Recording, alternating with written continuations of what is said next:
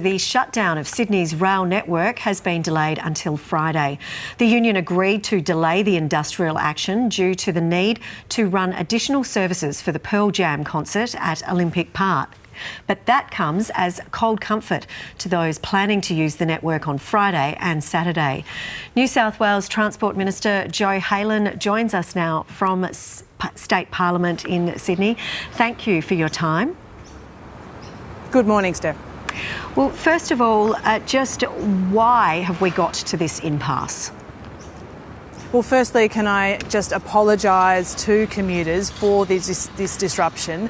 Nobody wants this. I don't want this. The government doesn't want this, and passengers certainly don't want this. But the only way to keep trains running and to get people where they need to go on Friday and Saturday is for the unions to lift their industrial action. That is how we can keep our city moving. This is not a decision of government. We need the unions to lift their industrial action. Why can't you run trains around the clock, which is what the union is asking for? Well, unfortunately, it's just not sustainable, and these industrial actions strangle our network and will eventually mean that we can't run services at all. It doesn't make any sense to be running services at 3 o'clock in the morning, jeopardising services at 3 o'clock in the afternoon or at 7 a.m. in the morning when millions of people need them. Also, Steph, we need to maintain our train network, and we need that time through the middle of the night on track to make sure our network is in tip-top shape. You cannot have hundreds of people out on track maintaining track and wire while trains are running. That's just not how the system works. We heard from the rail, train and bus union saying that they were prepared to put into place contingencies to allow for that maintenance to happen. And they say that you did this last weekend with trains running around the clock. It's only a couple of trains, an hour between the hours of 1 a.m. and 4 a.m. Why can't this be done for this weekend?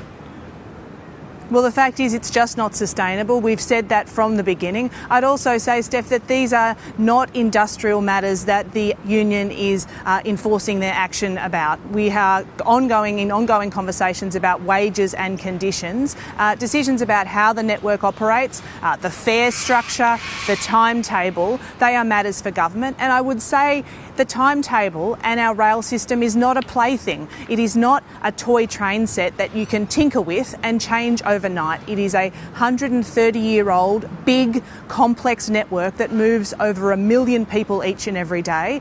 We have done incredible work to get rid of the maintenance backlog across our train network, spending over $100 million over the last year, and passengers have seen the success of that. We don't want to go backwards. We can't jeopardise the maintenance on our system for a service that very few people are using in the middle of the night, jeopardising the services that people need in the middle of the day. Minister, what are you doing to help commuters during this time with alternative transport methods? Well, firstly, can I say that, of course, we're continuing to talk to the unions, and the only way to keep trains running is for them to lift their industrial bans. But, of course, Transport for New South Wales is doing everything it can to provide alternative arrangements, including busing services, of course, working with the Department of Education, particularly to make sure that we can get kids to and from school on Friday. But I would say that we need to be very wide-eyed about this. This will cause major disruption to millions of people's lives, to businesses and to our city. The only way to stop that is for the union to lift their industrial action. You've got a lot of events coming up on the weekend, and it's not a good look to not have your trains running. We've got 24-hour services here in Melbourne, and you are trying to reinvigorate the economy and the nightlife here. Isn't this a major plank to actually have some transport links and some rail links operating overnight and around the clock?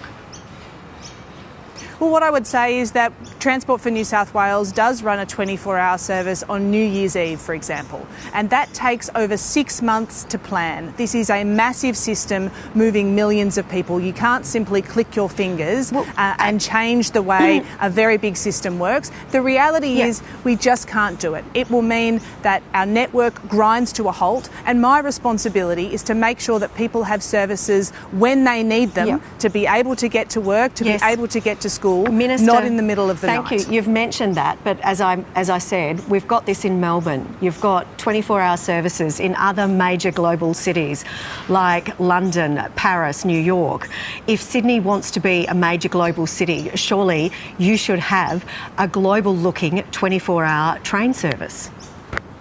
Well, of course, we aspire to be the great global city that Sydney is, and we already have around-the-clock services with night ride services. In fact, trains only stop running for about 3 hours in the middle of the night, and the metro only 2. Of course, we'll continue to look at providing services as our city becomes more vibrant and as businesses and people need those services. But we can't click our fingers and change it overnight. We cannot jeopardise the maintenance of our rail system, and we cannot jeopardise the services that people actually need, that they actually need to get to work in the morning and to get home to see their kids at night.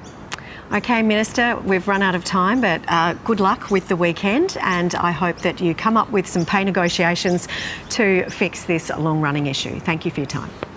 Thank you, Steph.